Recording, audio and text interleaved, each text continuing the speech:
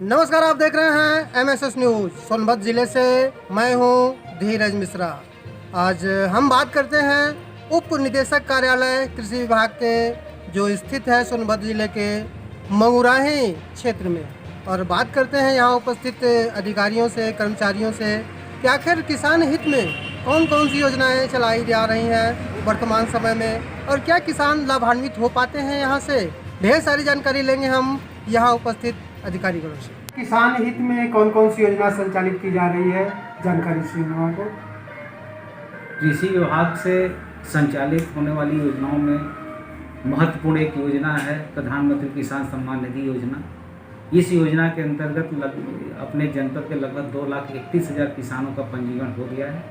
और प्रथम किस्त के रूप में 1,89,000 लोगों के खाते में पैसा भी जा रहा है। मैं ये इस चैनल के माध्यम से अपने किसान भाइयों को ये अवगत कराना चाहता हूँ कि हमारे नया पंचायत के कर्मचारी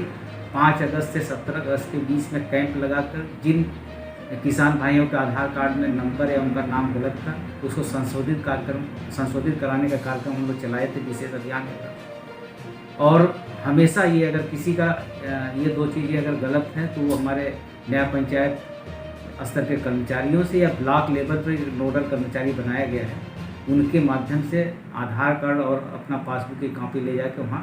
संशोधन करा सकते हैं। दूसरी एक बहुत बड़ी योजना हमारी कृषि यंत्रीकरण की चल रही है, जिसके अंतर्गत हमारे किसान भाइयों को जो SC ST महिला हैं उनको 50% की छूट पर, अन्य सामान्य कृषक को 40% की छूट पर कृषि विभाग से जो संचालित योजना है उन सभी योजनाओं में उनको छूट प्रदान की जा रही है। तो किसान भाई जो भी अपना यंत्र लेना चाहते हैं वो अपना प्रथम पाव के आधार पर upagriculture.com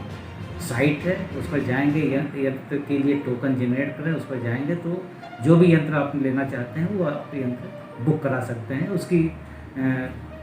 बुक कराने के लिए आपको upagriculture.com पर जाना पड़ेगा।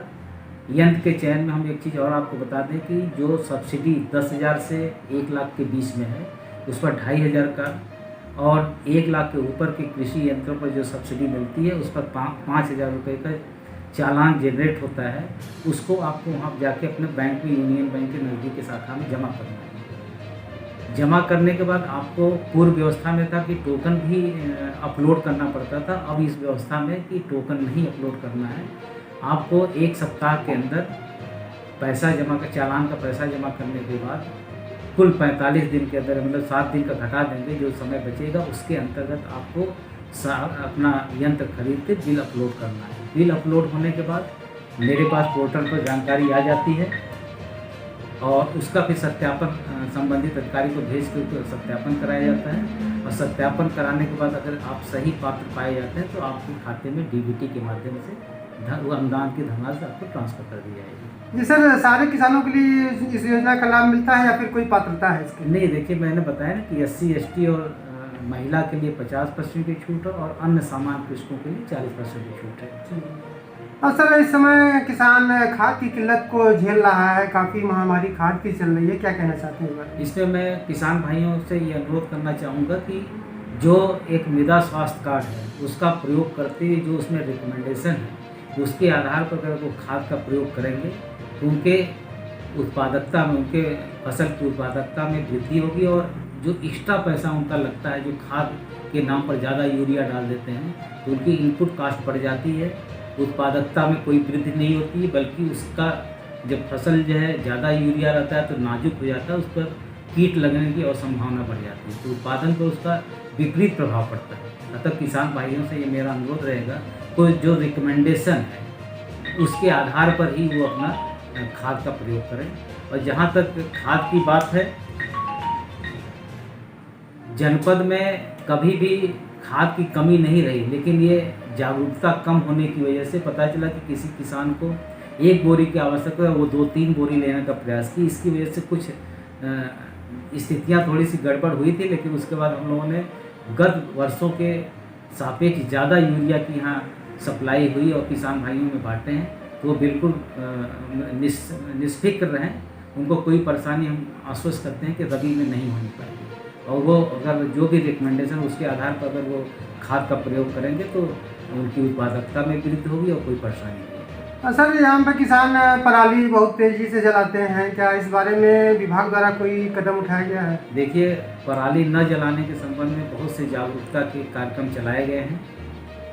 आपको इलेक्ट्रॉनिक मीडिया के माध्यम से, समाचार पत्रों के माध्यम से, जो हमारे न्याय पंचायत स्तर के कर्मचारी हैं उनके व्हाट्सएप ग्रुप के माध्यम से, जो किसान जुड़े उसके माध्यम से, बहुत सी विधियों के माध्यम से हम लोग जागरूक करते जा रहे हैं और हमेशा इस बात का प्रयास किया जा रहा है कि उनको पूरी जानकारी दी जाए।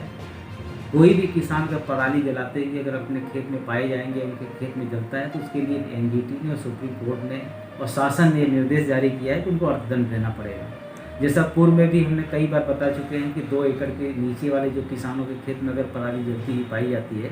तो उनको 2,500 रुपये का जुर्माना है। और 2 से 5 एकड़ की ज़मीन वाले अगर किसान हैं उनके खेत में अगर पराली जलती हुई पाई जाएगी तो 5,000 का जुर्माना है। और 5 एकड़ से ऊपर के अगर कोई किसान है उनके खेत में अगर प्रति घटना अगर घटती है इस तरह का पराली जलती है तो उनको 15,000 का जुर्माना अर्थदंड के रूप में देना पड़ेगा। साथ ही साथ विभाग से जो भी योजनाएं